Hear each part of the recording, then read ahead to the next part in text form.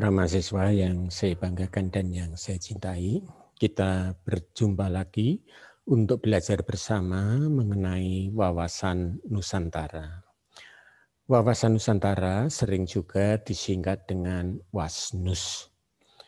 Namun sebelum saya berbicara lebih jauh, lebih mendalam tentang wawasan Nusantara, alangkah lebih baiknya kalau kemudian kita memahami wawasan nasional terlebih dahulu. Para mahasiswa, suatu bangsa dengan sendirinya termasuk bangsa Indonesia pasti mempunyai suatu keyakinan akan segala sesuatu yang benar.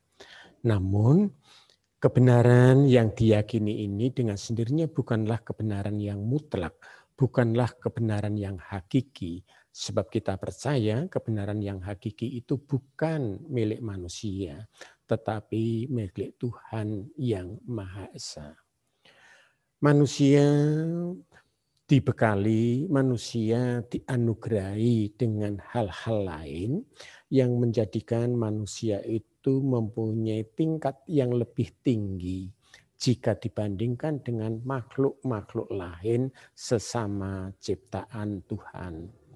Kita punya akal, pikiran, dan budi pekerti. Namun karena akal pikiran yang berbeda itu, maka bisa mengakibatkan ketika kita melihat, ketika memandang segala sesuatu, bisa mempunyai pendapat yang berbeda. Ketidaksamaan kadang-kadang menimbulkan ketidaknyamanan. Jadi ini ketidaksamaan kadang-kadang menimbulkan ketidaknyamanan. Mungkin kalian masih ingat cerita guru kalian pada pendidikan-pendidikan sebelumnya, bagaimana ada seorang guru yang bercerita tentang 3 orang buta yang diminta untuk menggambarkan seekor gajah. Bisa kita bayangkan, karena mereka buta dengan sendirinya, mereka tidak bisa melihat. Mereka hanya bisa memegang. Nah, orang yang pertama kemudian memegang gajah itu kebetulan bagian ekornya. Dia mengatakan, oh ternyata gajah itu kecil, katanya gajah itu besar. Kemudian orang yang kedua kebetulan memegang anggota badannya. Ya. Orang buta yang kedua ini mengatakan, ternyata betul cerita orang-orang itu, gajah itu sedemikian besarnya. Dan orang buta yang ketiga kebetulan memegang telinga gajah. Dia juga mengatakan berbeda dengan orang buta pertama, orang buta kedua, dan orang yang ketiga. Apakah mereka salah? Mereka tidak salah karena mereka mempunyai pandangan yang berbeda-beda tentang gajah berdasarkan apa yang dia pegang. Nah, suatu bangsa yang telah bernegara, termasuk bangsa Indonesia, dalam menyelenggarakan kehidupannya tidak terlepas dari pengaruh lingkungannya. Dalam konteks yang sederhana, kalian pun sebagai mahasiswa, kehidupan kalian juga saya yakin dipengaruhi oleh lingkungan di mana kalian berada. Ketika kalian berada di lingkungan yang biasa berdiskusi, biasa menganalisis segala permasalahan yang ada, maka kalian akan menggunakan pikir kalian sebagai hal yang utama. Artinya segala sesuatu kemudian kalian analisis, segala sesuatu kemudian kalian diskusikan. Karena lingkungan kalian memang seperti itu. Tetapi ketika lingkungan kalian adalah lingkungan yang suka gosip, suka isu, maka setiap saat yang dibicarakan ya hanya isu-isu, gosip-gosip yang berkembang.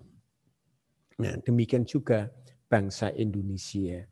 Kehidupan bangsa Indonesia sekali lagi juga dipengaruhi oleh lingkungannya.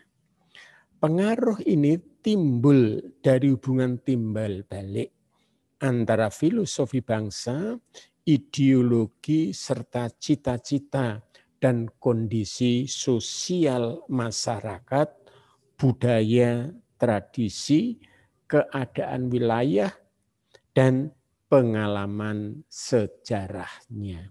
Ya kan? Apalagi bangsa Indonesia lahir tidak didasarkan atas kesamaan suku.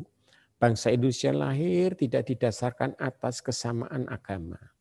Tetapi bangsa Indonesia lahir atas kesamaan sejarah melalui proses sejarah yang sama, proses sejarah yang panjang. Proses sejarah inilah yang kemudian melahirkan bangsa Indonesia.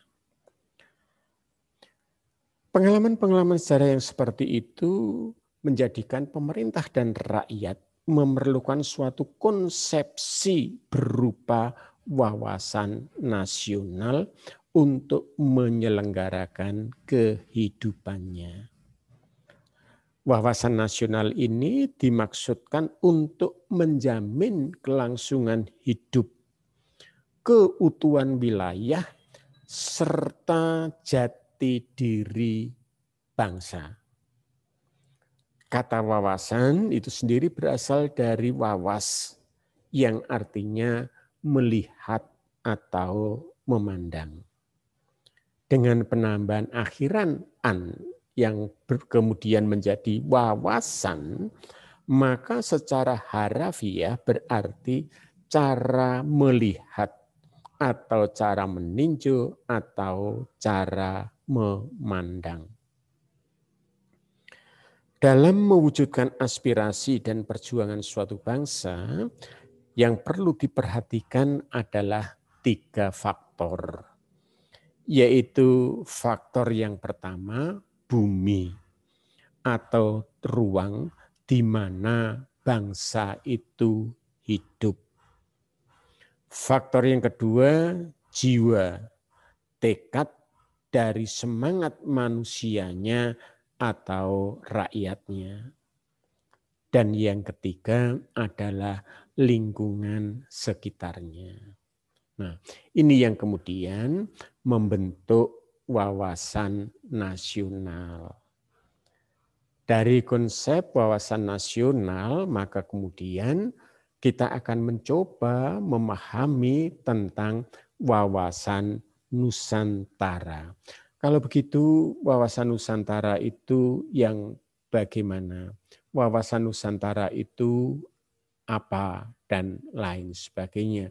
Termasuk di dalamnya kita akan mencoba memahami apakah wawasan Nusantara yang ada di Indonesia, karena ya sesuai dengan namanya, wawasan Nusantara itu sendiri pasti berbicara mengenai Indonesia.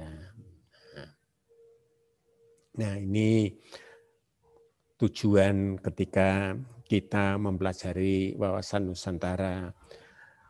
Mahasiswa memahami dan menjelaskan pengertian dan hakikat wawasan Nusantara sebagai konsep geopolitik Indonesia. Yang kedua, memahami dan menjelaskan mengenai dasar pemikiran dan implementasi wawasan Nusantara. Nah, sekarang kita akan coba mulai berbicara dari segi pengertian. Nah, di depan tadi saya sampaikan bahwa wawasan itu berasal dari kata wawas dan dapat akhiran an. Artinya apa? Cara pandang, pikiran, cara memahami suatu masalah. Sehingga dari etimologinya, perkataan wawasan Nusantara berasal dari 2 suku, wawasan dan Nusantara. Tadi kita sudah berbicara mengenai wawasan, sekarang apa arti kata Nusantara? Nusa artinya negara kepulauan. suatu kesatuan wilayah laut yang ditaburi oleh gugusan pulau-pulau. Sebagai negara kepulauan dengan sendirinya wilayah laut itu lebih luas dari wilayah daratnya. Indonesia justru 60% wilayahnya itu terdiri dari lautan, sedangkan sekitar 40% itu berasal terdiri dari daratan. Kemudian setelah kita pahami Nusa, nah sekarang antara, yang artinya pembatas. Dengan demikian, Nusantara dapat diartikan dengan suatu negara kepulauan yang terletak antara dua benua besar dan dua samudera. Dua benua Asia dan Australia, serta Samudra Hindia dan Samudra Pasifik. Nah, para mahasiswa, ketika Indonesia berada di antara dua benua dan dua samudra, itu artinya letak Indonesia pada posisi silang dunia.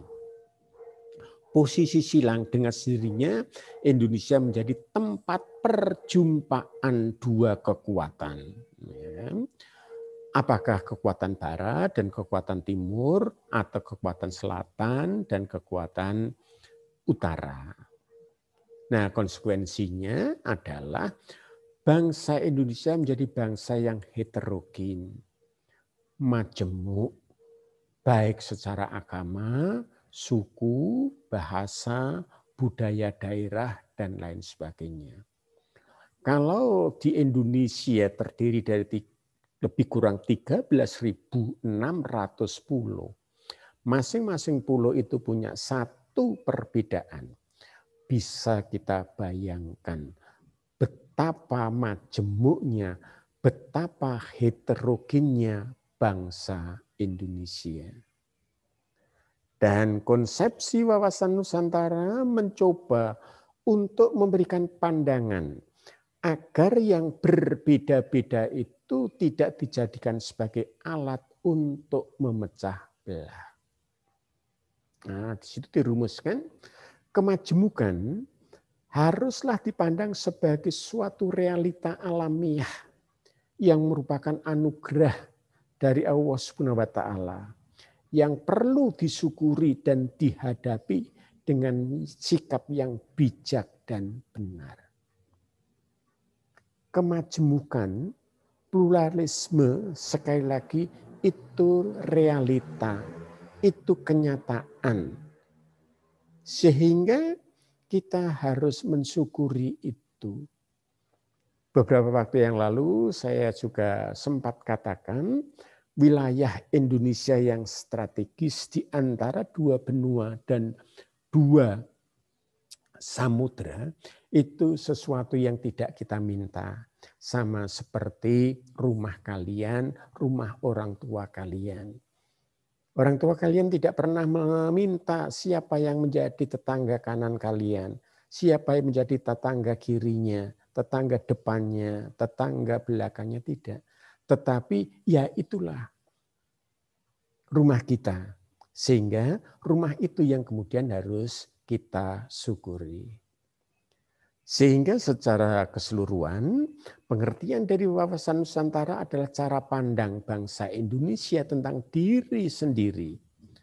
Dari lingkungannya sesuai ideologi nasionalnya, yaitu Pancasila dan Undang-Undang Dasar 1945, sebagai aspirasi suatu bangsa yang merdeka, berdaulat dan bermartabat di tengah-tengah lingkungannya yang menjiwai tindak kebijaksanaan dalam mencapai tujuan perjuangan bangsa. Nah, ini jadi secara terminologi wawasan Nusantara ya diartikan sebagai cara pandang bangsa Indonesia. Memandang apa? Memandang permasalahan. Dan cara pandang itu berdasarkan berdasarkan dari Pancasila dan Undang-Undang Dasar tahun 1945. Artinya apa? Artinya ketika bangsa Indonesia mempunyai satu permasalahan, jangan melihatnya dari ideologi lain. Jangan menyelesaikannya berdasarkan ideologi negara lain. Ya, cara menyelesaikannya harus berdasarkan ideologi yang kita miliki sendiri. Apa itu? Pancasila. Nah, hakikat wawasan Nusantara berkaitan dengan upaya bangsa Indonesia dalam mewujudkan cita-cita dan tujuan nasional sebagaimana yang terdapat dalam pembukaan Undang-Undang Dasar tahun 1945, di mana di situ disebutkan utamanya pada alinea kedua dirumuskan mewujudkan negara Indonesia yang merdeka, bersatu, berdaulat, adil, dan makmur. Ya kan? Dan perjuangan pergerakan kemerdekaan Indonesia telah sampailah kepada saat yang berbahagia dengan selamat sentosa mengantarkan rakyat Indonesia ke depan pintu gerbang ke negara Indonesia yang merdeka, bersatu, berdaulat, adil, dan makmur. Itu rumusan alinea yang kedua dari pembukaan Undang-Undang Dasar 1945. Dan alinea yang kedua ini didahului dengan kata-kata dan. Nah, mungkin kalau kemudian itu dikaji berdasarkan rumusan bahasa Indonesia yang sekarang, rumusan bahasa Indonesia yang baku, alinea yang kedua dengan sendirinya bukanlah rumusan bahasa Indonesia yang baik. Namun kita perlu pahami pembukaan ini disusun pada tahun 1945. Ketika bangsa Indonesia belum mempunyai ejaan yang disempurnakan. Tetapi yang lebih penting dari itu yang harus kita pahami adalah kata dan itu merupakan kata sambung yang tempatnya biasanya di tengah. Nah, rumusan alinea kedua yang didahului dengan kata dan ini juga harus kita artikan bahwa alinea kedua merupakan kelanjutan dari alinea yang pertama. Ketika alinea yang pertama bangsa Indonesia memandang bagaimana kemerdekaan itu, maka bangsa Indonesia pun ingin menjadi bangsa yang merdeka, bersatu, berdaulat, adil, dan makmur. Sedangkan tujuan nasional sebagaimana dirumuskan pada alinea yang keempat pembukaan Undang-Undang Dasar tahun 1945 dirumuskan melindungi segenap bangsa dan seluruh tumpah darah Indonesia, memajukan kesejahteraan umum, mencerdaskan kehidupan bangsa, dan ikut serta melaksanakan ketertiban dunia yang berdasarkan kemerdekaan, perdamaian abadi, dan keadilan sosial. Para mahasiswa, tadi di bagian pengantarnya sudah saya sampaikan bahwa kehidupan bangsa Indonesia juga dipengaruhi oleh lingkungannya. Bahkan tadi secara spesifik, jangankan bangsa kalian pun, hidup kalian juga dipengaruhi oleh lingkungan di mana kalian berada. Nah sekarang, apa faktor-faktor yang berpengaruh terhadap wawasan Nusantara? Faktor-faktor yang berpengaruh setidaknya ada 3 faktor penting yang dapat mempengaruhi upaya bangsa Indonesia mewujudkan cita-cita dan tujuan nasionalnya. Jadi ada 3 faktor yang mempengaruhi bangsa Indonesia mewujudkan cita-cita seperti yang dirumuskan pada alinea yang kedua dan tujuan seperti yang dirumuskan pada alinea yang keempat. Faktor itu antara lain yang pertama faktor geografis. Faktor geografis negara Indonesia yang terdiri dari sekian puluh ribu pulau besar dan kecil, ini menjadi faktor yang berpotensi dapat menjadi ancaman tersendiri. Karena apa? Ya dengan masyarakat yang majemuk, banyak perbedaan, maka orang mudah saja kemudian menempatkan perbedaan itu sebagai alat untuk memecah belah. Kemudian yang kedua adalah faktor manusia. Penduduk Indonesia. Nah, situ masih dituliskan 250 juta. Ya ini beberapa tahun yang lalu. Setahun sekarang 2021 penduduk Indonesia sudah pada angka sekitar 275 juta. Bukan jumlah yang kecil, jumlah yang besar. Sudah jumlahnya besar, juga terdiri dari bermacam-macam suku bangsa. Terdiri dari adat yang berbeda, terdiri dari agama yang berbeda-beda. Ini dari sisi faktor manusianya. Berbeda-beda. Kemudian yang ketiga, faktor lingkungan. Wilayah Indonesia dikelilingi oleh lautan, perairan yang luas, yang dapat menjadi titik rawan, terutama ditinjau dari aspek sosial, budaya, dan hankam. Ini memang menjadi sesuatu yang berat bagi negara Indonesia untuk menjaga kedaulatan lautnya, menjaga kedaulatan wilayah lautnya. Karena apa? Karena banyaknya pulau-pulau yang dimiliki oleh Indonesia.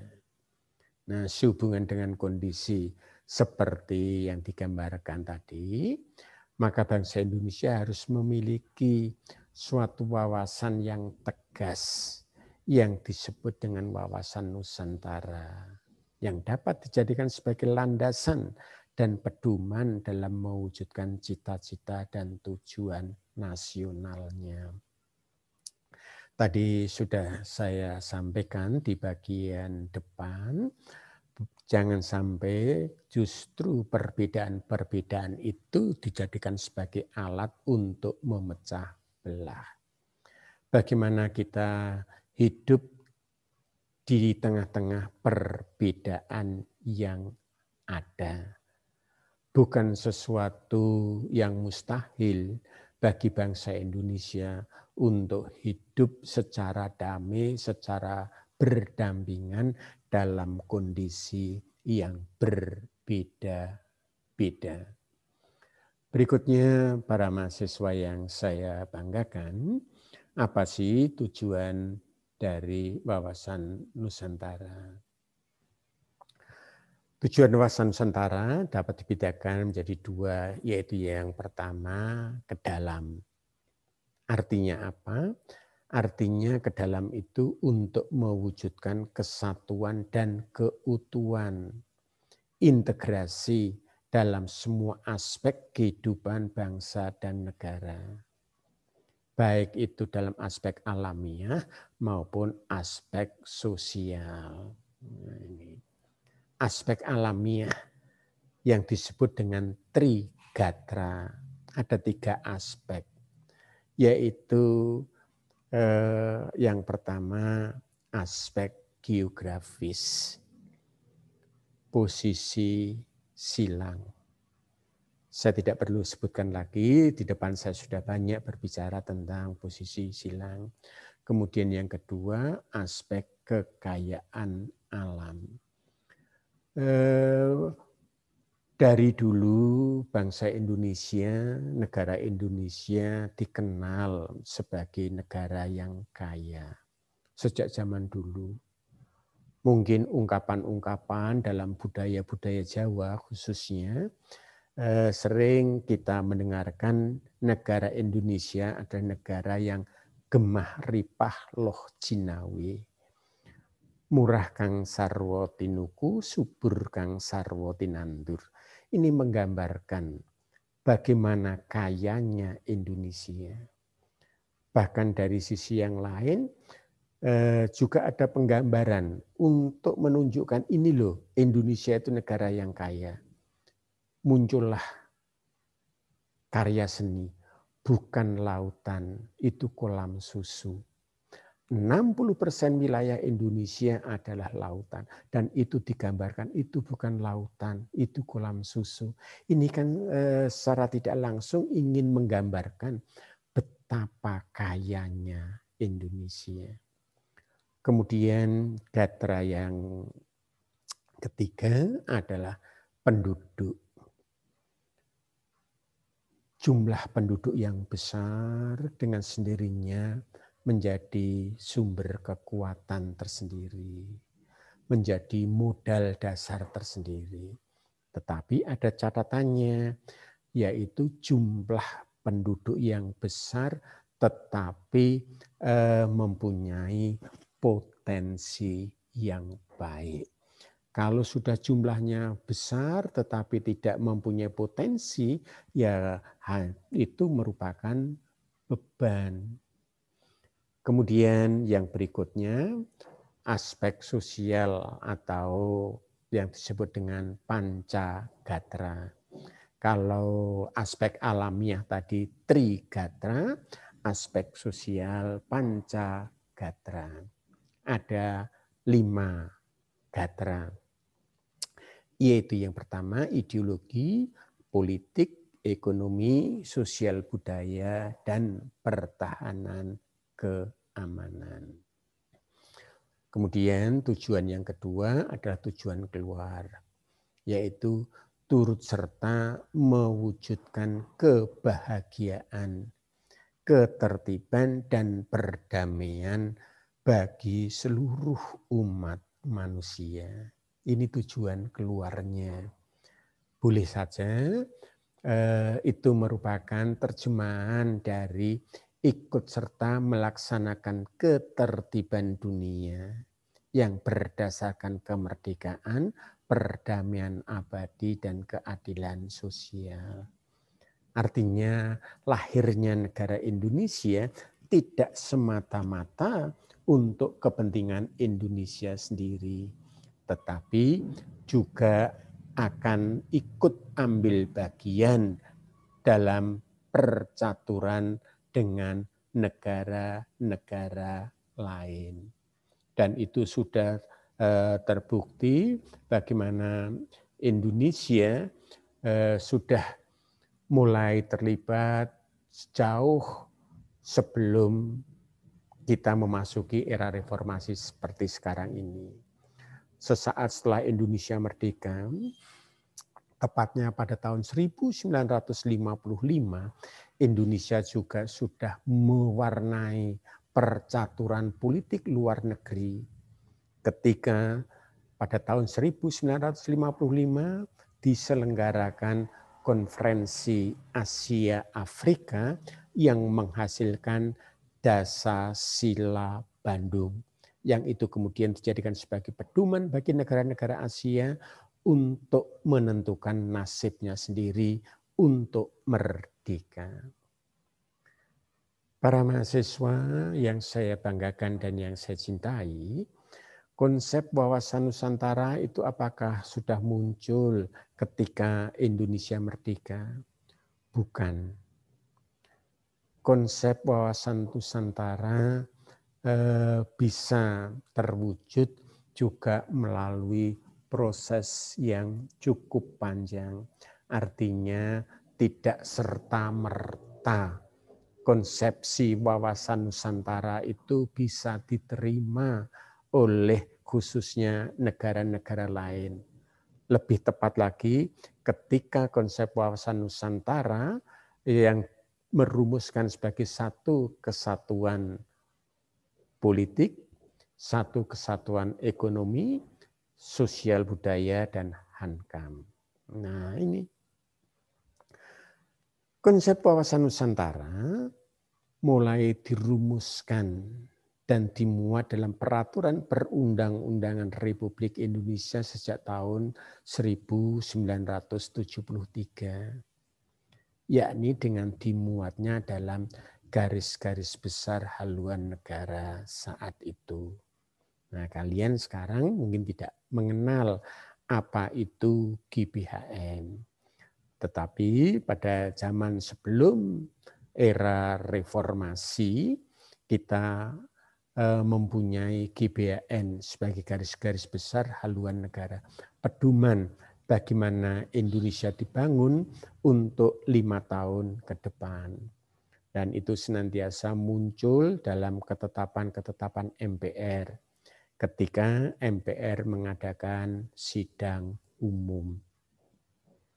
Oleh karena itu bisa kalian perhatikan di situ, pertama-tama konsep wawasan Nusantara dirumuskan dalam TAP MPR nomor 4 MPR tahun 1978, Junto TAP MPR nomor 2 MPR 1983 dan seterusnya. Nah, di situ dirumuskan, di situ ditegaskan bahwa wawasan dalam mencapai tujuan pembangunan nasional adalah wawasan Nusantara. Nah, ini bagaimana wawasan Nusantara dalam konsep pembangunan nasional. Nah, dirumuskan seperti ini. Perwujudan kepulauan Nusantara sebagai satu kesatuan politik. Satu kesatuan politik. Kemudian yang kedua, perwujudan kepulauan Nusantara sebagai satu kesatuan ekonomi. Kemudian yang ketiga, perwujudan kepulauan Nusantara sebagai satu kesatuan sosial budaya. Dan yang keempat, perwujudan kepulauan Nusantara sebagai satu kesatuan pertahanan dan keamanan. Nah, kalian bisa mencari rumusan-rumusan penjabaran dari masing-masing konsep itu sendiri. Artinya, apa sih yang dimaksud dengan perwujudan kepulauan Nusantara sebagai satu kesatuan pertahanan keamanan misalnya? Apa sih yang dimaksud dengan perwujudan kepulauan Nusantara sebagai satu kesatuan sosial budaya? Silahkan cari, maka kalian nanti akan semakin memahami bahwa dengan wawasan Nusantara, antara pulau satu dengan pulau yang lain bukannya dipisahkan, tetapi antara pulau satu dengan pulau yang lain itu disatukan oleh lautan. Jadi ketika saya masih pendidikan dasar, itu ketika belum ada konsep wawasan Nusantara yang disebut sebagai selat, itu laut sempit yang memisahkan antara dua pulau. Tetapi dengan adanya wawasan Nusantara, selat itu sekali lagi bukan laut sempit yang memisahkan, tetapi laut sempit yang menghubungkan antara pulau satu dengan pulau yang lain. Ini konsep wawasan Nusantara. Para mahasiswa, ketika kita berbicara mengenai wawasan Nusantara, dengan sendirinya kita juga harus memahami, kita harus mengetahui secara pasti sehingga apa? Sehingga ketika kita melihat negara Indonesia yang memang berbeda-beda, negara Indonesia yang beraneka perbedaan, dari perbedaan suku, perbedaan bahasa, perbedaan agama, adat istiadat, dan lain sebagainya, maka perbedaan itu tidak kita jadikan sebagai alat untuk memecah belah, tetapi justru bagaimana dengan perbedaan itu kita jadikan sebagai alat untuk memperkokoh persatuan dan kesatuan bangsa dan negara Indonesia. Nah, ada beberapa materi yang kemudian saya lanjutkan, artinya tidak saya bahas secara satu per satu, kalian nanti bisa melihat secara utuh materi yang ada melalui PPT yang akan saya juga sertakan dalam pembahasan atau dalam mengkaji wawasan Nusantara sendiri. Nah, para mahasiswa, satu hal yang perlu saya tekankan kepada kalian, keberhasilan dari konsep wawasan Nusantara adalah ketika ada pengakuan terhadap ZEE, Zona Ekonomi Eksklusif Indonesia. Isinya apa? Isinya menegaskan bahwa wilayah laut selebar 200 mil dari garis-garis dasar merupakan hak milik Indonesia. Nah, ini jadi bisa kita bayangkan ketika wilayah laut Indonesia hanya 12 mil, ya kan, sempit sekali. Tetapi dengan perjuangan bagaimana wawasan Nusantara itu sampai kemudian memperoleh hasil dengan zona ekonomi eksklusif. Wilayah lautnya 200 mil. Nah, ini sesuatu yang perlu kita syukuri bersama. Itu menjadi sesuatu keberhasilan dalam memperkenalkan wawasan Nusantara di percaturan politik internasional. Nah, yang terakhir saya akan berbicara implementasi wawasan Nusantara. Sebagai cara pandang dan visi nasional bangsa Indonesia, maka wawasan Nusantara harus dijadikan arahan, acuan dan tuntunan bagi setiap individu, bangsa dan pemerintah Indonesia, terutama dalam pelaksanaan pembangunan nasional di segala bidang serta menjaga NKRI. Ini implementasinya harus sampai ke situ. Jadi wawasan Nusantara sekali lagi konsepnya adalah perwujudan kepulauan Nusantara sebagai satu kesatuan. Yang di bagian depan tadi sudah saya kemukakan ada 4. Secara ringkas dapat dikatakan bahwa implementasi wawasan Nusantara adalah bagaimana setiap gerak pembangunan di Indonesia harus selalu berorientasi pada kepentingan rakyat daripada upaya integrasi wilayah tanah air secara utuh dan menyeluruh yang pelaksanaannya per bidang dapat dijelaskan sebagai berikut. Artinya begini, jadi wawasan Nusantara ini membawa konsep, membawa cara pandang bagi bangsa Indonesia bahwa tujuan nasional harus untuk kepentingan rakyat dan sebagai upaya untuk menjaga integrasi wilayah tanah air Indonesia. Jadi harus senantiasa diupayakan itu. Dalam bidang politik berorientasi pada upaya menciptakan iklim penyelenggaraan negara yang sehat dan dinamis yang perwujudannya nampak dalam wujud pemerintahan yang kuat dan legitimasi sebagai penjelmaan dari kedaulatan rakyat. Jadi bidang politik, sekali lagi ini berorientasi pada upaya menciptakan iklim penyelenggaraan negara yang sehat dan dinamis. Negara harus senantiasa mengacu pada perwujudan tujuan pembangunan nasional.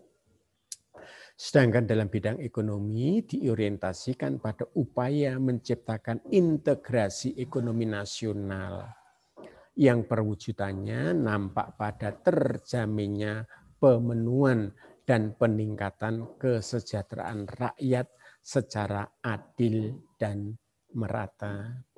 Kemudian yang ketiga, dalam bidang sosial budaya diorientasikan pada upaya membangun sikap batiniah dan lahiriah yang mengakui, menerima, dan menghormati segala bentuk perbedaan sebagai kenyataan hidup sekaligus sebagai kurnia dari Tuhan Yang Maha Esa, yang pada gilirannya akan tercipta suasana kehidupan bangsa yang harmonis, rukun, dan bersatu dalam keberagaman yang dinamis.